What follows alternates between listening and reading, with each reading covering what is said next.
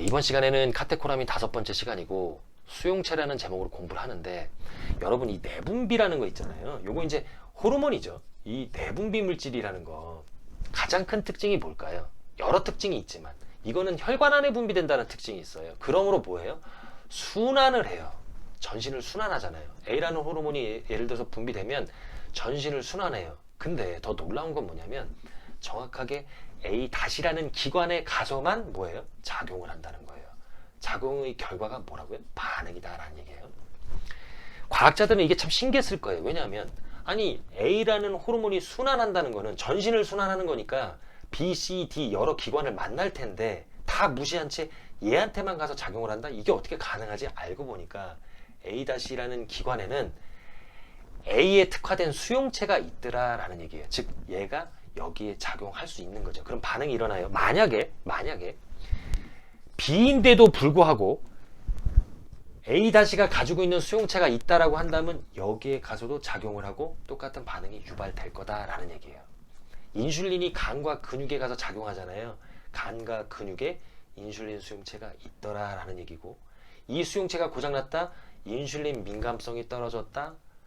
예를 들어 운동을 했더니 수용체가 숫자가 증가했어요. 그리고 고장났던 게 재기능을 해요. 민감성이 개선됐다. 이런 식으로 이제 표현하는 거예요. 아, 그런 거구나. 그러면 노르에피네프린이라는 거, 그 다음에 에피네프린이라는 거, 요것도 신경 호르몬이에요. 무슨 얘기냐면 순환을 한다는 뜻이에요. 근데 여러분 한번 생각해 보세요.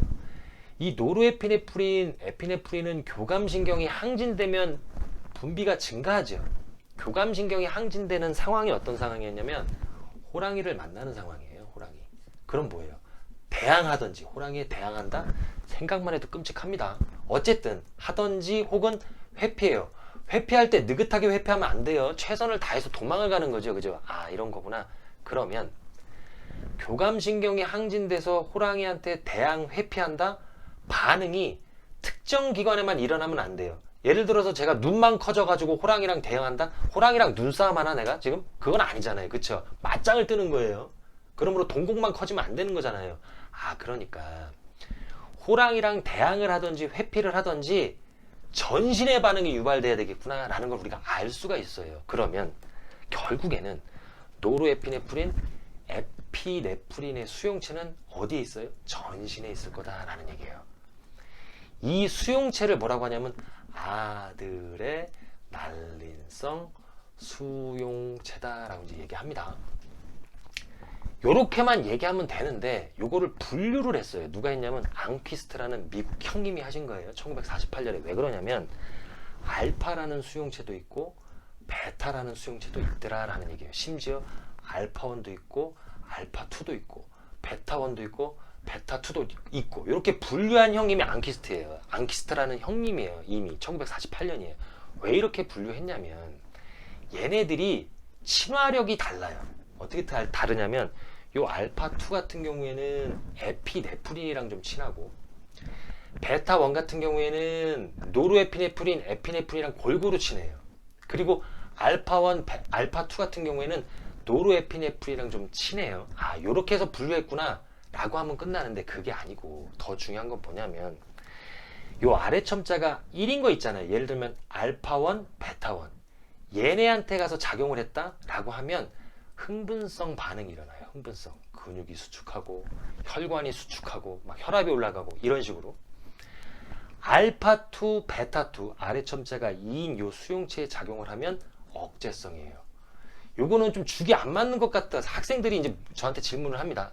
아니 호랑이를 만나서 대항하거나 회피해야 되는데 컴다운을 한다? 이게 말이 됩니까? 돼요. 뭐냐면 기관지가 수축하면은 산소가 공급되기가 어려워요. 기관지가 이완해야 되고, 또 하나는 호랑이랑 대항하려면 근육이 수축해야 되고 그러려면 에너지가 필요한데 그러려면 근육으로 혈액을 몰빵시켜야죠. 혈류 재분배라는 거 일어나잖아요. 그러면 골격근으로 통하는 혈관은 좀 이완해야 되잖아요. 수축을 억제시켜야 되잖아요. 아, 그런 거구나. 그러니까 결국엔 흥분성이든 억제성이든 반응의 결과는 대항 혹은 회피에 최적화된 반응이 유발될 거다라는 얘기죠. 그죠?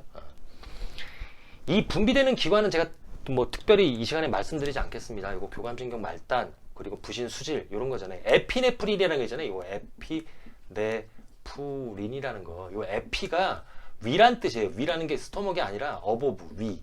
네프린이라는 게 네프론이에요. 네프론. 키드니. 예, 키드 여기 다 쓸게요. 키드니. 신장.